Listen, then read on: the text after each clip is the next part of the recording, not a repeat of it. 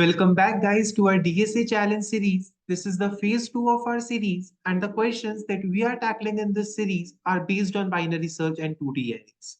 The question that we are going to look today is minimum absolute sum difference. The question says we are given two positive integer arrays, nums1 and nums2, both of length n.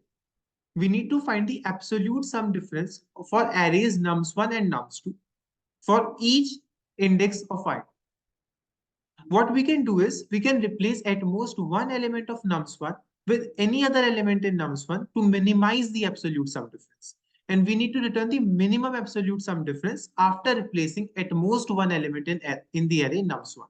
Since the answer can be large, so the question says that we need to return the modulo of 10 raised to the power 9 plus 7. So let us understand this question with the help of example. In the example, we were given two arrays, nums1 and nums2.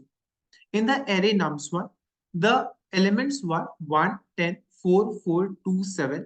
In the array nums2, the elements were 9, 3, 5, 1, 7, 4. What we can do is we can replace at most one element of nums1 with any other element of nums1 only in order to obtain the minimum difference. In this question, what was done is they have replaced 1 with 10 and they have obtained the minimum absolute sum difference, which is 20. 1 second. Yeah. And they have obtained the minimum absolute sum difference, that is 20. So now let us see what is the approach behind it of replacing the element. So let us see the approach. We were given nums1 in which the elements were 1, 10, 4, 4, 2, 7. Nums2, the elements were 9, 3, 5, 1, 7, 4. If we will not make any modification in nums1, then what difference we will obtain? 1 minus 9, 8. We are taking absolute difference. That is why 1 minus 9 is 8. 10 minus 3, 7. 4 minus 5, 1. 4 minus 1, 3. 2 minus 7, 5. 7 minus 4, 3. These were the differences which we are obtaining without making any modification in nums1. By modification, I mean without replacing any element of nums1 with any other element. So these were the difference that we were getting. Now, if we will make the modification, then what changes we will observe? We want the minimum difference. So with what number we can replace 1? We want its difference with 9. So we will want a number which is closest to 9. The number which is closest to 9 in the array nums1 is 10. So we can replace 1 with 10. If we replace 1 with 10, what difference we will obtain? 10 minus 9 is 1. So in this, we will obtain the difference is 1. Similarly, the number closest to 3 is 4. If we replace 10 with 4, the difference that we will obtain is 1.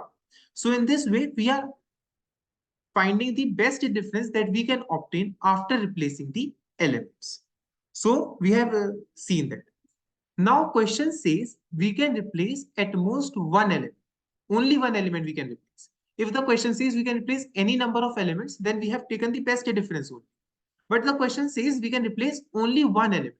So which element we should replace? In which the best difference and the difference. Before we were getting, if we will not make any modification, we will get the difference as 1. If we will make the modification, we will make the differences. We will get the difference as 1. If we will not make the modification, we will get the difference as 8. If we will make the modification, the difference will be 1. So in this case, we can save total 7 points. Similarly, if we will not make difference, we will not make the modification, the difference will be 7. If we will make the modification, the difference will be 1. So we are saving 6 points. So the maximum saving is done if we are replacing 1 with 10. That is saving of 7 points. So we want the maximum saving. So that is why we will replace 1 with 10. So I hope now it is clear to you all why we have replaced 1 with 10, why we have not replaced any other element, why we have not modified any other element. So I hope the approach is clear to you all. Now we were finding the closest element. We were finding the closest element to 9. Now how can we find the closest element? For that we need to know about the lower bound function.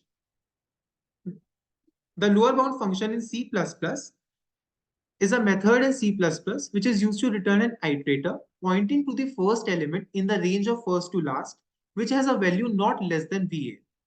This means that the function returns an iterator pointing to the next smallest number just greater than or equal to that number. So in this way, by using the lower bound function, we can find the closest element to that particular element. So if we will use the lower bound function in the nums1, and we will for the element 9, we will get 10. So using the lower bound function, we can find the closest element. So I hope now the lower approach as well as the lower bound function is clear to you all. Now let us look at the code. What we did is, in the line number 4, we have initialized some of the variables ans, cnt, and modulo 10 raised to the power 9 plus 7. We have also taken two vectors v and v1.